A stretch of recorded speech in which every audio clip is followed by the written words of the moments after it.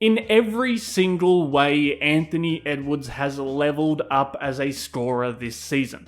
He's never shot better at the rim, he's never got to the free throw line more often, and he's never shot a better percentage from 3, but his mid-range game, his post game, and the way he's generating other offense from those areas of the floor is the newest and maybe the most impressive part of his scoring bag. Ant has always been a downhill bull, he's always been able to shoot the 3 and he was one of the best shooters in the world last season, but the mid-range game is something we haven't seen before. He told us he was going to come back deadly from there this offseason, and he's proving himself right so far this season. Ant has never been a real threat between the paint and the three-point arc before, but he's gone from a 35.7% career shooter from the mid-range up to 47% this season on a higher frequency of shots, and it's only getting better. He's at 62.4% on legit volume in the last 10 games.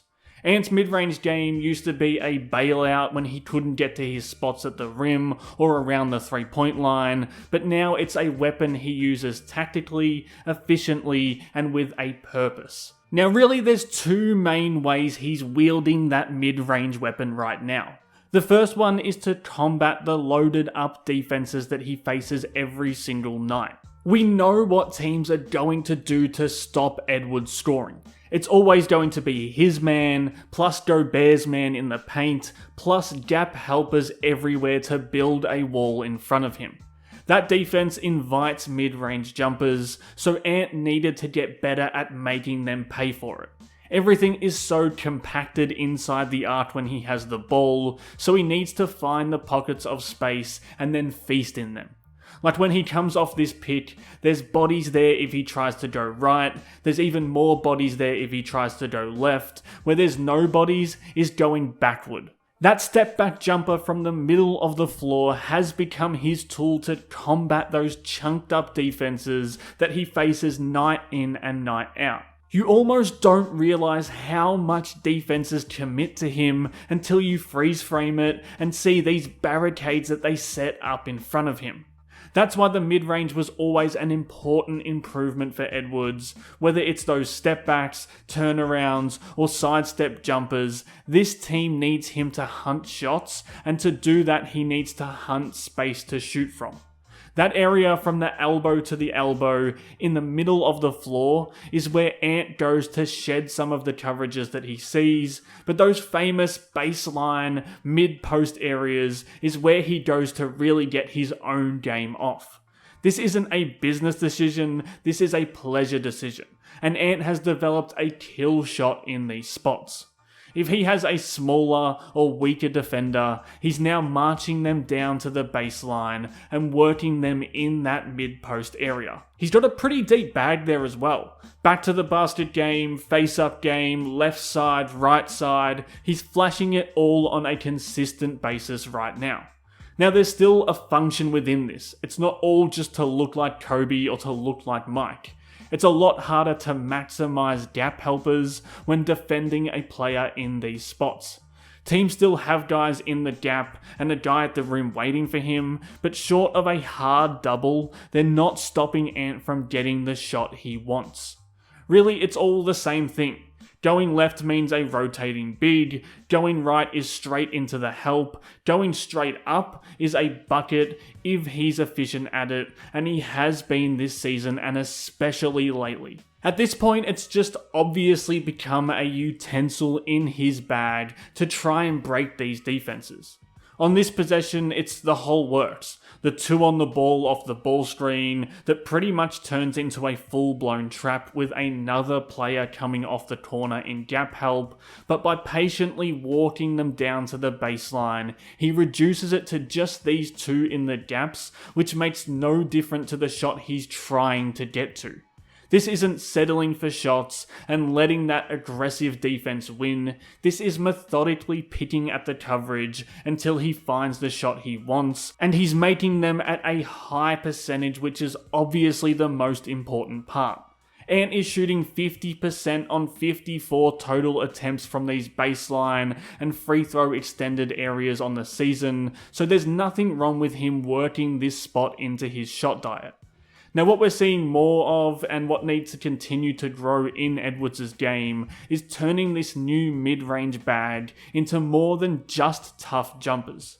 If teams aren't disciplined with their help behind Ant's defender, he's got that spin off to the baseline there for him to get a shot at the rim instead. That's a great counter to the mid-post jumper, especially if defenders start leaning on him and trying to be physical with him down there.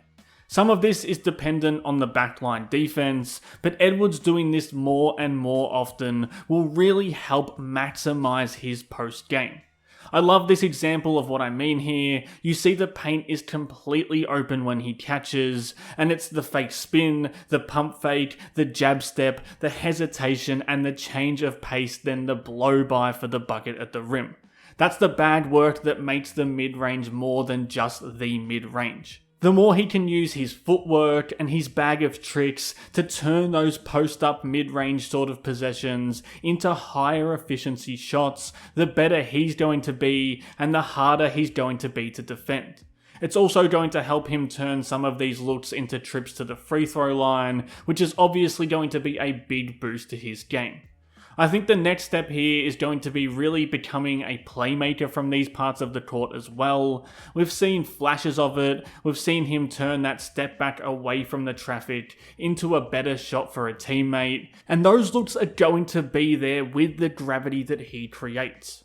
We've seen him use that gravity to find Rudy Gobert for a lob, but these are still more exceptions rather than rules. Finding cutters or rollers on the lob or wide open shooters are killer plays to a defense. Ant has improved at this, but he still needs to keep working that into this part of his game. If he can do that, Minnesota can kind of tailor their offense around him a little more and start making that post or mid-range game a bigger part of Ant's overall usage mix. Now it's worth mentioning that usage mix because the worry with Ant spending more time in the mid-range is that he's not going to get shots at the rim and he's not going to get shots from three. He's still a rim machine, he's still one of the best shooters alive, and those things can't be put on the back burner. Well, the mix is really good right now, so that's not really a concern. If teams want to sit their big man in drop coverage off a ball screen, he's still walking into pull-up threes at a great clip. As long as that's still there, with some isolation pull-ups and some catch and shoot stuff, Ant's three-point volume is going to be fine. And as long as he's recognizing when there isn't firm gap help in place and using that to get to the rim, he's going to have plenty of rim attacks to still make his mid-range game viable. I actually think having the mid-range there as a counter to aggressive defenses has made him even more efficient at the rim. He's not trying to force it there constantly, he's just taking his downhill possessions when they're actually there, and that's probably part of the reason why he's shooting a career-high 70% from the rim this season and catching more defenders out of position to get a career-high in free throw attempts. Now this just feels real for Edwards. The mid-range, the post-game, the bad work coming out of it, and the development of his scoring into a true 3-level dominant player. That can only be a really good thing for him and for Minnesota going forward. Subscribe to the channel, drop a like or a comment if you want to see more breakdowns like this one, and thanks again for watching.